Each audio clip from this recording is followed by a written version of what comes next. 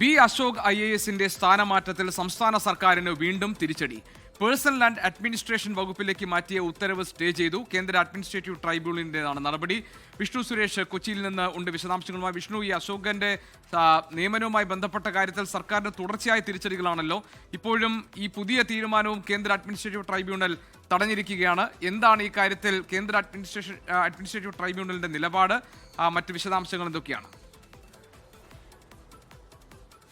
B അശോകും സംസ്ഥാന സർക്കാരും തമ്മിലുള്ള തുറന്ന പോരിൽ സംസ്ഥാന സർക്കാരിന് തുടർച്ചയായ തിരിച്ചടിയാണ് നേരിടുന്നത്. മൂന്നാം തവണയാണ് ഈ ബി അശോകിന്റെ സ്ഥാനമാറ്റം ഈ ട്രൈബ്യൂണൽ തന്നെ സ്റ്റേ ചെയ്യുന്നത്. ആദ്യഘട്ടത്തിൽ അത് വേറൊരു ഡിപ്പാർട്ട്മെന്റിലേക്ക് മാറ്റിയ പശ്ചാത്തലത്തിലായിരുന്നു. കഴിഞ്ഞ തവണ KTDFCയിലേക്ക് മാറ്റിയത് ചോദ്യം ചെയ്ത് ബി അശോക് ട്രൈബ്യൂണലിൽ സമീപിച്ചിരുന്നു. അതിൽ സ്റ്റേ ഏർപ്പെടുത്തി. അപ്പോൾ തന്നെ ട്രൈബ്യൂണലിൽ നിന്ന് വ്യക്തമായി പറഞ്ഞതാണ്, ഒരു ഉദ്യോഗസ്ഥനെ ഇത്രമാത്രം ദ്രോഹിക്കേണ്ട കാര്യമുണ്ടോ എന്ന് വാക്കാലുള്ള ചോദ്യമൊക്കെ ആ ഘട്ടത്തിലുണ്ടായിരുന്നു. അതിന് പിന്നാലെയാണ് ഇന്നലെ വൈകിട്ട് അടിയന്തരമായി ബി അശോകിനെ മറ്റൊരിടത്തേക്ക് PRDയിലേക്ക് മാറ്റുന്ന സാഹചര്യം ഉണ്ടായത്.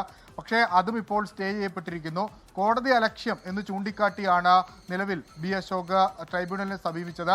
സർക്കാരിന്റെ ഇടപെടൽ കോടതി അലക്ഷ്യമാണ്. കാരണം കഴിഞ്ഞ തവണ ഈ കേസുമായി ബന്ധപ്പെട്ട് ബി അശോകിനെ തദ്ദേശ വകുപ്പിലേക്ക് മാറ്റിയതുമായി ബന്ധപ്പെട്ടുള്ള ഹർജി അവിടെ നിലനിൽക്കുകയാണ്. അതിലൊരു സ്റ്റേ അവിടെ നിലനിൽക്കുകയാണ്.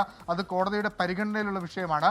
അങ്ങനെ അത്തരത്തിലൊരു കോടതി ഇടപെടൽ നിൽക്കുന്ന പശ്ചാത്തലത്തിൽ വീണ്ടും ഒരു ഉത്തരവിറക്കി മറ്റൊരിടത്തേക്ക് ട്രാൻസ്ഫർ ചെയ്യുന്നത് അല്ലെങ്കിൽ സ്ഥാനമാറ്റം നടത്തുന്നത് അത് കോടതി അലക്ഷ്യം എന്നായിരുന്നു ബി അശോക് വാദിച്ചത്. ഒരുപക്ഷെ അതടക്കം പരിഗണിച്ചുകൊണ്ടായിരിക്കും നിലവിൽ സർക്കാരിന്റെ പുതിയ ഉത്തരവ് സ്റ്റേ ചെയ്തിരിക്കുന്നത്. ഒപ്പം ബി അശോകിന് കൃഷി വകുപ്പിന്റെ പ്രിൻസിപ്പൽ സെക്രട്ടറിയായി നിലവിൽ തുടരുന്നതിന് മറ്റ് തടസ്സങ്ങളില്ല എന്നും വ്യക്തമാക്കിയിട്ടുണ്ട്. ഒരു പ്രധാനപ്പെട്ട കാര്യമുള്ളത്, കഴിഞ്ഞ തവണ ഈ KTDFCയുമായി ബന്ധപ്പെട്ടുള്ള ഹർജി ഇന്ന് ട്രൈബ്യൂണൽ പരിഗണിക്കാനിരിക്കുകയാണ്.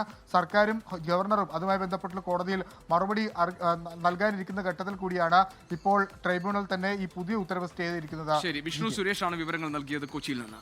ലോകത്തെവിടെയായാലും ഏത് സമയത്തും 24 വാർത്തകളും ഓഗ്മെന്റഡ് റിയാലിറ്റി പാക്കേജുകളും എക്സ്പ്ലെയിനറുകളും വിശദമായി കാണാൻ ഞങ്ങളുടെ YouTube ചാനൽ നിങ്ങൾക്ക് സബ്സ്ക്രൈബ് ചെയ്യാം.